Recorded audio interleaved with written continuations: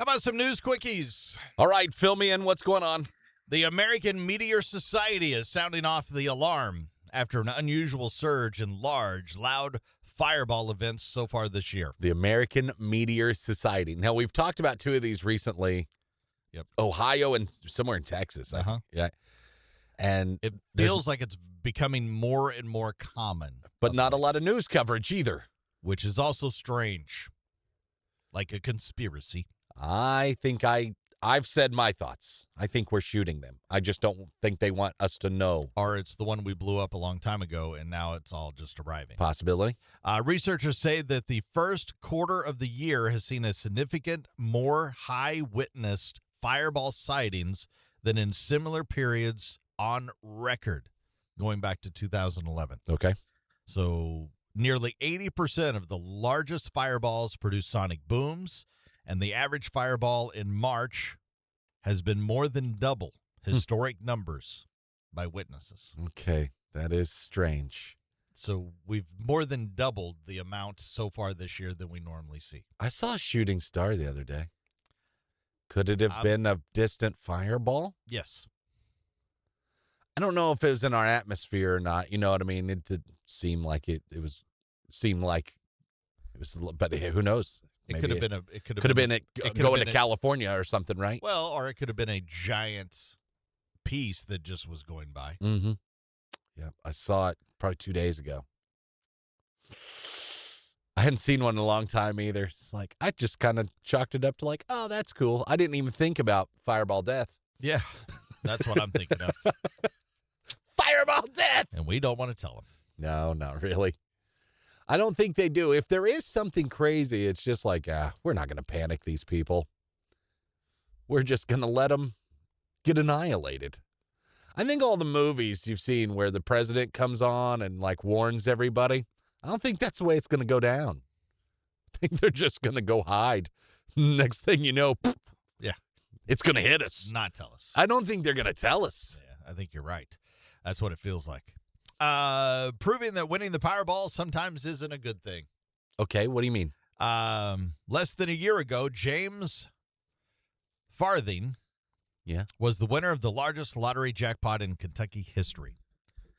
$167 million Powerball winner. Okay.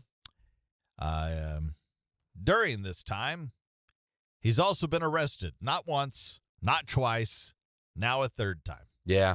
On Friday, police took Farthing into custody and charged him with apparently marijuana possession because it's not legal there yet, and second-degree burglary.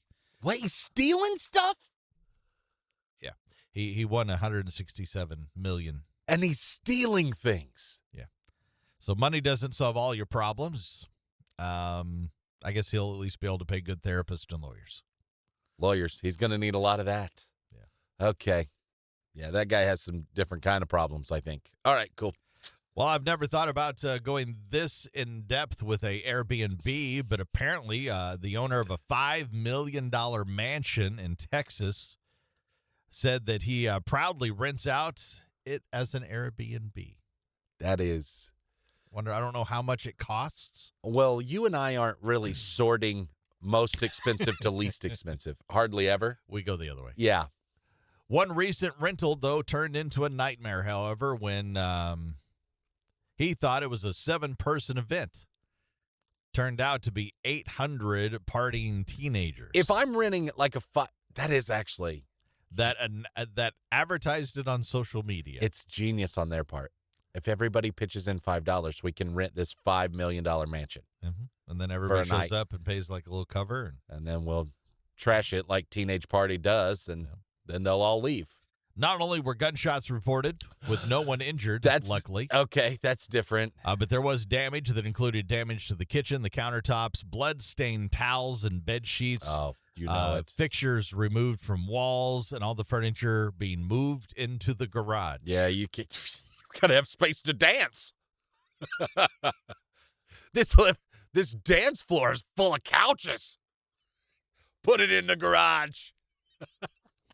Can you imagine? I know what I would have done. Every bit of your furniture's in the garage. Oh, yeah.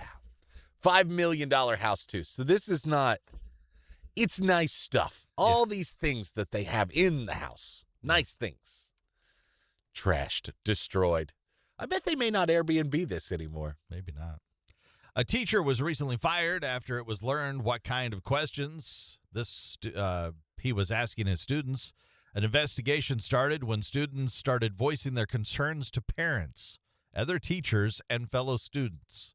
As part of a school-sanctioned Thought of the Day exercise, Jason Morgan would reportedly pose uncomfortable sexual charged questions like, oh, God. I have examples. Please. Would you have regular sex with 7 out of 10 or have one night stand with 9 out of 10? Oh, like a 9 out. Okay. With a 9 out of 10. With a 9. So would you rather have sex with a 7 out of 10 or one night stand with a 9 it doesn't out of matter what the question. As soon as it's, would you rather have sex? And you're the teacher asking a group of students, how old were these kids? 10? It doesn't really matter, but it makes it worse if they're like in the 5th grade, you know? I don't think they were that. I think they were of high school age. Okay. It does not say, but I believe that's Again, what it is. still not cool. Can't ask the question. Can't do it. And don't put these in our topic bucket. That's all I'm going to say. Would you sleep with an absolute 10 out of 10 if she was crazy as F? People have answered that for years. Been there. Done it. People have done it for years. Okay. Ooh.